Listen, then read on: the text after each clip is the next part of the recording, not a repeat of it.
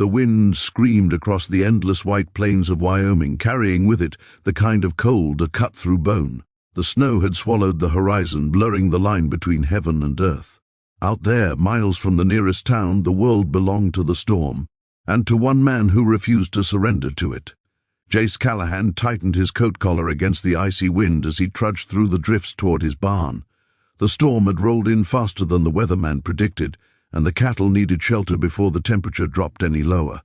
The Millionaire Cowboy had lived through plenty of blizzards in his 39 years, but this one felt different. Wild, unforgiving, and whispering of something more than just cold danger. Inside the barn, the horses stamped and snorted nervously. Jace calmed them with a low whistle, his voice steady despite the thunder of the wind outside. He'd inherited the Callahan ranch from his late father, a man whose silence had always been as vast as the land they'd owned. Jace had turned that dusty inheritance into a cattle empire, but no amount of money could buy him peace. The nights were long, and the house was too quiet. As he latched the barn door and turned back toward the house, something flickered at the edge of his vision, a shadow on the snow. He squinted, brushing a sleeve across his frosted beard. A figure, small, moving, barely upright. He hesitated only for a heartbeat before his instincts kicked in. He sprinted through the blizzard, his boots sinking deep into the snow. When he reached the figure, it collapsed right into his arms, a woman, trembling violently, her hair crusted with ice.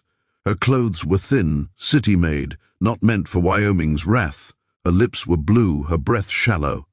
"Hey, you're okay," Jace shouted over the storm. "You hear me? You're safe now." She didn't respond, her eyelids fluttering weakly. He lifted her effortlessly into his arms and carried her back toward the ranch house. Each step was a battle against the wind, but he refused to stop. Whoever she wasn't dying out there. Not on his land. When he reached the porch, he kicked the door open, rushing her inside. The warmth from the fire hit them like a blessing. He laid her gently on the couch, yanked off his gloves, and wrapped her in a heavy wool blanket. She murmured something faint, an accent he didn't recognize. Eastern European, maybe. Jace moved quickly, stoking the fire higher and setting a pot of water to boil. He checked her pulse, weak but steady. She was young, maybe mid-20s, with delicate features that told a story of hardship. Her hands were raw from cold, her nails chipped. She looked like someone who'd been running for far too long. When her eyes finally opened, they were the color of storm clouds. She blinked at him, disoriented. "Where am I?" she whispered. "You're on Callahan Ranch," he said gently. "Found you out there in the storm. You're lucky I did." Her lips trembled. I was walking from the road. The car, it broke down. He left me there." "He?" Jace frowned. "Who left you?" She swallowed hard.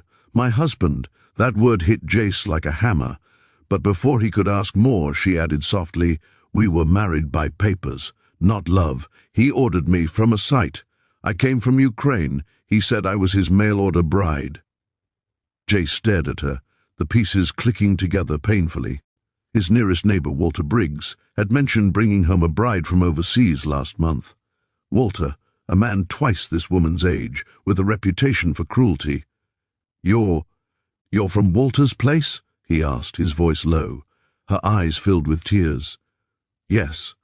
He said he wanted a wife, but when I arrived, he wanted a servant. When I refused, he locked me out. He said if I wanted to leave, I could walk back to the airport." Her voice broke. "I thought I'd die out there." Jace clenched his jaw, his fists curling at his sides. Briggs had always been trouble, but this was evil. He knelt beside her. "You're safe here now. You hear me? Nobody's going to hurt you again." She nodded weakly, tears spilling down her cheeks. He helped her sip some warm broth, then handed her a dry shirt and blanket. As she changed behind the screen, Jace turned away, his mind spinning. He'd spent years building walls around his heart after losing his fiancée in a car accident. Love had become something distant, something dangerous. But now, looking at this fragile stranger who'd fought through a blizzard for her freedom, he felt something stir. When she stepped out, wrapped in his flannel shirt, she looked small but stronger. "What's your name?" he asked. "Anya," she whispered. "Anya Petrova. "Jace," he said, offering a hand. "Jace Callahan." She hesitated, then took his hand. It was the smallest gesture, but it felt like a promise. Hours passed as the storm howled outside. The house shook, but inside the world softened. Jace gave her his room and stayed by the fire, keeping watch. Every time the wind moaned against the windows, he thought of Walter Briggs next door, and the reckoning that was coming. By morning, the storm had calmed. The snow had buried half the fences, and the sun shone weakly over the ranch. Anya woke to the smell of coffee and bacon. She looked around, dazed by the warmth and quiet. Jace was by the stove, his broad shoulders outlined by the morning light. He turned when he heard her. "Morning. How are you feeling?" She smiled faintly. "Alive. That's a good start," he said, pouring her coffee. "We'll figure out the rest later." She wrapped her hands around the mug, eyes glistening. "You saved my life." He shrugged. Anyone would have done the same. But she shook her head. "No, not anyone. Some people watch others die and feel nothing. You came for me." Jace didn't answer. The truth was, he didn't know why he'd run into that storm. Maybe some part of him had been waiting for a reason to feel again. Outside, the world was white and silent. Inside, something new had begun. Fragile, uncertain, but real. And though neither of them knew it yet, this rescue was only the beginning. The past hadn't finished with them, and Walter Briggs wasn't done either. The storm had passed, but its memory still clung to the land. Snow draped over the fences like white velvet, and the horizon glittered under a pale morning sun. Inside Callahan Ranch, the air smelled of coffee, firewood, and something new. Hope. Anya stood by the window, wrapped in a blanket. She looked fragile, like sunlight breaking through frost. Jace watched her quietly, leaning against the doorway with a steaming mug in hand. She hadn't said much since waking, but silence didn't bother him. He'd lived in it for years. "You ever seen snow like this before?" he asked finally. She smiled faintly. "In my country, yes, but not like this. Here it feels wild, like it has a soul." He nodded. "Everything out here does, even the storms." For a moment their eyes met, and something unspoken hung in the air. Gratitude, respect, maybe even the beginning of something deeper. But peace doesn't last long on the frontier. A truck engine roared in the distance. Tires crunched against ice. Jace's jaw tightened. He recognized that sound, Walter Briggs's pickup. "Stay inside," Jace said firmly, setting down his mug. Anya's face went pale. "It's him." "Not for long," Jace replied, grabbing his coat. The door banged open just as Briggs stomped up the porch. His eyes were bloodshot, his breath heavy with whiskey. "Callahan!" he shouted. "You've got something that belongs to me." Jace stepped outside, blocking the doorway. "You mean the woman you left to freeze?"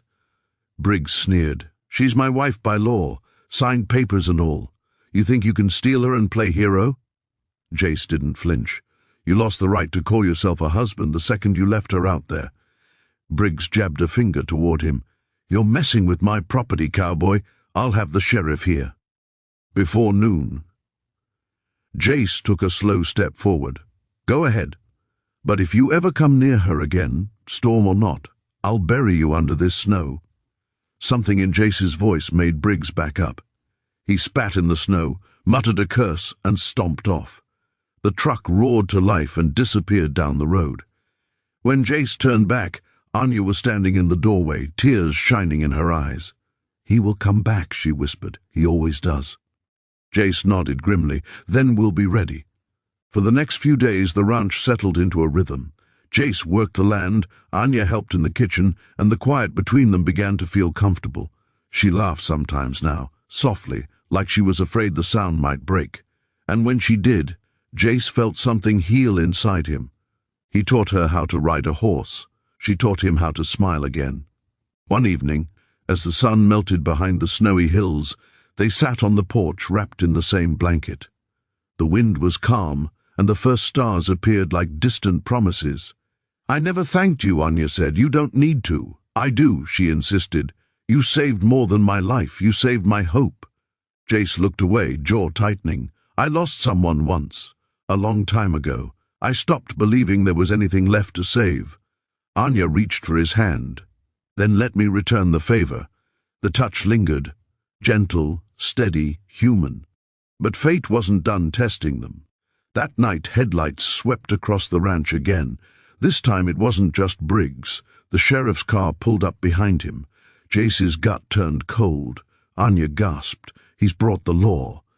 Jace stepped out onto the porch as the sheriff approached. Morning, Jace, the sheriff said. Got a call from Walter here. Says you're harboring his wife. She's no wife, Jace said evenly. She's a victim. The sheriff shifted uncomfortably. You know how it looks. Papers say she's legally married. Until a court says otherwise, she's his responsibility. Anya trembled behind the door. Jace clenched his fists. If you take her back there, you'll be sending her to her death. Briggs smirked. That's between me and my woman. Before Jace could respond, Anya stepped outside.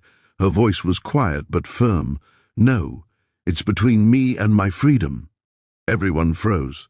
The woman who'd once shivered in fear now stood tall, her eyes blazing. You cannot own a person, she said. You cannot buy love with paper. I am not his wife. I am not his property. I am alive because this man saved me when my husband tried to kill me. Her words cut through the cold air like thunder. The sheriff looked at her for a long moment, then at Jace, then at Briggs. Finally, he said, She's coming with me to town. We'll sort this with the judge. Briggs, you stay put. Briggs exploded in anger, but the sheriff's hand hovered over his gun. He backed down, muttering curses as they drove off with Anya for safety. Jace stood on the porch long after the taillights vanished, the night swallowing the road. Days passed. The ranch felt empty without her laughter, but Jace kept busy, fixing fences, feeding cattle, pretending work could silence the ache. Then one morning, a knock came at the door. He opened it, and there she was, Anya, dressed in a borrowed coat, smiling through tears. The judge listened. The marriage is void. He's been arrested for trafficking. Jace let out a breath he didn't know he was holding. You're free, he whispered. She stepped closer. No, Jace, we're free. He hesitated, emotions flooding through him. Guilt, relief, love. You don't have to stay here, Anya. You could start over anywhere. She shook her head. I already did. Here. Jace looked into her eyes, and for the first time in years the world made sense again. He reached out, brushing a tear from her cheek. Then welcome home. The snow began to fall again, soft, slow, peaceful.